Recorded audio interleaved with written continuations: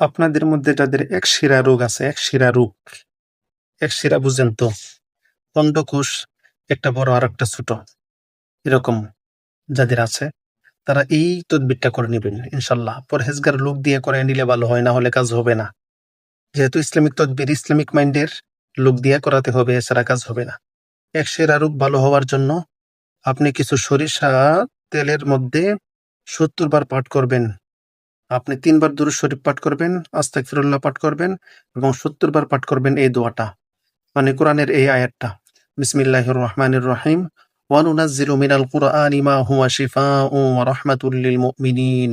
অতটুকু পর্যন্ত পাঠ করে ফু দিবেন এবং সেই তেল অন্ডকোষে প্রতিদিন সকালে এবং রাত্রে ঘুমের সময় মালিশ করবেন। কিছুদিনের মধ্যেই আপনার এই রোগটা ভালো হয়ে যাবে।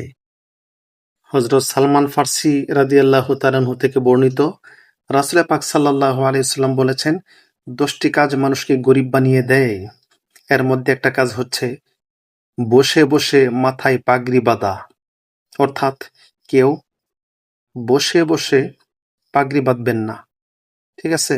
মাথার মধ্যে পাগড়ি বাঁধতে হলে দাঁড়িয়ে দাঁড়িয়ে বাঁধবেন ইনশাল্লাহ। কোনো ব্যক্তির যদি প্রচুর পরিমাণে অভাব অনটনের মধ্যে থেকে থাকে, তাহলে ধনী হওয়ার জন্য, ধন সম্পদ অর্জন করার জন্য, অতি সত্বর সকল ঋণ পরিশোধ করার জন্য এই আমলটা করবেন। তাহলে অল্প কিছু দিনের মধ্যে আপনি ধনী হয়ে যাবেন এই আমলটা করলে।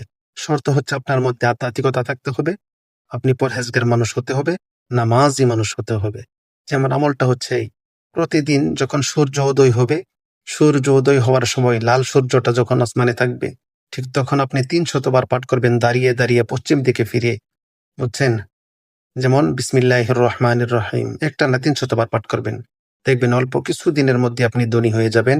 আপনার সকল অভাব অনটন আল্লাহ পাকের রহমতে দূর হয়ে যাবে।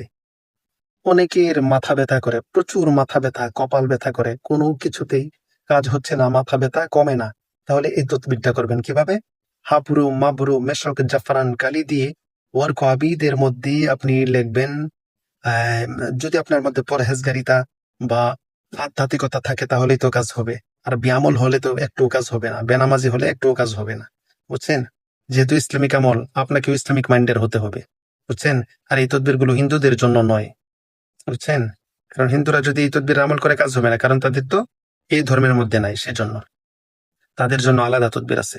এখন প্রচুর মাথা ব্যথার জন্য এটা ওয়ার্কবিদের মধ্যে লিখবেন, এটা কাগজের মধ্যে। যেমন জালসা আলসা আমসা, জালসা আলসা আমসা, কতটুকু লিখে মাথার যে জায়গার মধ্যে বেদনা ওই জায়গার মধ্যে বেঁধে রাখবেন, ব্যথা চলে যাবে। স্ত্রী যদি স্বামীর বাড়ি থেকে পলায়ন করে, স্ত্রী যদি স্বামীর বাড়ি থেকে পলায়ন করে থাকে, আসতে চায় না স্বামীর বাড়িতে, তাহলে এই তদবিরটা করে নেবেন স্বামী নিজে। যদি স্বামী নিজে আমলদার পরহেজগার মানুষ হয়ে থাকেন, আপনার মধ্যে যদি আধ্যাত্মিকতা থাকে, নামাজ ঠিক মতো পড়েন, রুহানি শক্তি আপনার মধ্যে থাকে, তাহলে কিন্তু কাজ হবে, এটা মনে রাখবেন, বুঝছেন?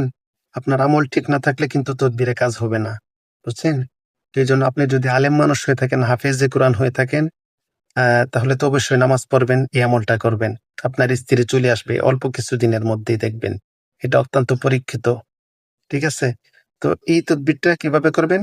সর্বপ্রথম একটা গোলমরিচ হাতে নিবেন, একটা গোলমরিচের উপর 40 বার পাঠ করবেন আপনি এই দোয়াটা 41 বার পাঠ করবেন। ওয়ালা ইলাহা ইল্লাল্লাহু বিযালিকা জাব্বার, লা ইলাহা ইল্লাল্লাহু গফুরুন গফফার, লা ইলাহা ইল্লাল্লাহু কারীমুন সাত্তার। এটা 41 বার পাঠ করে লাস্টে বলবেন, হে এই সকল হরফের মুআক্কেলগণ, এই মুহূর্তে অমুকের কন্যা অমুককে আমার সামনে হাজির করো। অমুকের কন্যা অমুক বলতে মানে যার মেয়েকে আপনি বিবাহ করছেন তার নাম বলবেন, অথবা যেই বেটির মেয়েকে আপনি বিবাহ করছেন আপনার শাশুড়ির নাম বলে আপনি এটা বলবেন, দেখবেন কিছুদিনের মধ্যেই উপস্থিত হয়ে যাবে আপনার বাড়িতে।